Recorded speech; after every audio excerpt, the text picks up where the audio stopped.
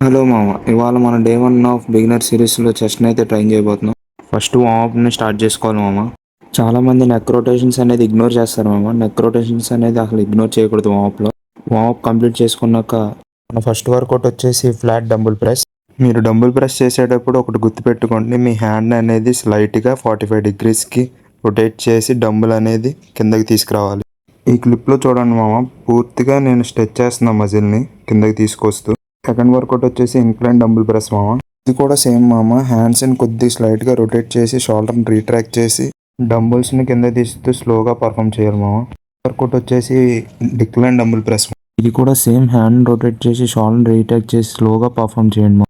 ఇప్పటి వరకు చెప్పిన వర్కౌట్స్ అన్నీ లైట్ వెయిట్తో 15 into 3 sets కింద పర్ఫామ్ చేయండి మామ.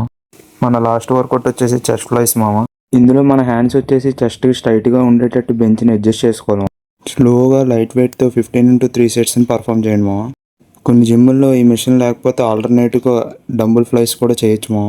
ఇది కూడా సేమ్ చెస్ట్ని అప్ చేసి హ్యాండ్స్ని చెస్ట్ స్ట్రైట్గా పెట్టి స్లోగా పర్ఫామ్ చేయండి మామ.